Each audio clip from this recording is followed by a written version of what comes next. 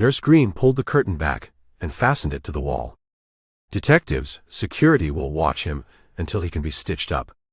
Jenny, will you check on the patient in bed 4? Jenny pulled off her gloves and tossed them in the trash. Excuse me, gentlemen, she said as she took off in a sprint to her new patient, willing her feet to move, wanting to put some distance between herself and Adam. The privacy curtain was pulled closed.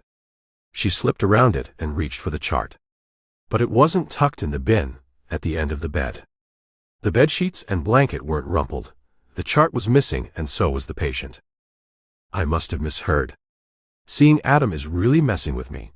Jenny exhaled and rubbed her tired eyes. She took a step back to leave when an arm curled around her throat. Don't say a word and you live. Got it? A low, gravelly voice whispered in her ear as he raised his other hand in front of her face, holding a full syringe. Her eyes latched onto the syringe, and a muscle under her eye twitched. The man loosened his hold and turned Jenny to face him. Soulless, calculating hazel eyes stared back at her. A dark beard masked most of his face, and disheveled thick brown hair covered his head. Mud encrusted his jeans and work boots, his denim jacket ripped and frayed. Now, we are going to walk out of here, and you're not going to say or do a thing that will alert anyone. Understand? Oh, okay. Jenny's lips quivered and her heartbeat crashed in her ears. What do you want from me? If she left with him, she knew she was as good as dead. She saw his face. Was Adam still here? Could she get his attention? You'll find out soon enough. Let's go. He leaned in next to her ear. And don't do anything you'll regret. His voice carried a low-pitched warning that sent every hair on the back of her neck on end. The man spun Jenny around, and with his arm cradled around her back, he clutched her by the upper arm. His hand wrapped over the syringe, pressing the tip of the needle against her bicep. Make sure you smile on the way out. The curtain rings shrilled on the channel as he pulled them open. A shiver raced down Jenny's spine to her toes. Neither one of their steps echoed as they headed down the corridor. Jenny looked for Adam or Riker or the uniformed policeman, even a security guard. The hall was empty. I said smile, sweetheart. Jenny swallowed and tried to regulate her breathing. How could she get someone's attention? They were heading for the back doors, and if they got outside in the dark, she'd lose her chance. The man picked up his pace and dragged Jenny out the back doors.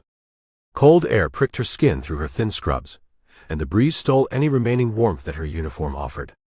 Her steps faltered as they crossed the small staff parking lot. His grip tightened, and he jerked her across the asphalt. Jenny's feet slowed like she'd stepped into quicksand when they reached the wooded area behind the hospital. Her foot tangled with her abductor's foot when she tried to reverse course. I can't go in there. The man yanked Jenny back. Are you trying to get yourself killed? Do you think I won't kill you right here and now? Move, the man growled. Jenny forced her feet into motion, careful not to get caught up in the low-lying shrubs and tree roots. Don't you want to go to my car? I have my own. This way, he said as he towed her through the underbrush. Low-hanging tree limbs that were barely budding for the coming spring scratched through her scrubs and dug into her skin as they made their way to the other side of the woods. Goosebumps climbed up her arms like ivy, covering every inch of flesh. The man led Jenny down an embankment to a dilapidated, rusted-out two-door 70s-style sedan sitting next to the curb. Your chariot awaits, he said as he opened the door. Now get in. Jenny knew if she got in, it would be the end for her. Her eyes darted around, looking for anyone. There was nothing to see but darkness and an empty street. No one to help her. She turned to run and ran straight into a wall of solid muscle, blocked between her captor and his car. Nowhere to run. I thought you might try something like that. He pulled out a pair of handcuffs, slapped one cuff on her wrist, and shoved her into the car. He slid the other cuff through the door handle and cuffed her other wrist. Don't make this any harder than it needs to be.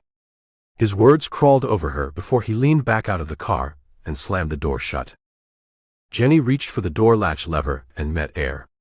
It was gone. She threw her shoulder into the door, then looked behind her. The door lock was gone too.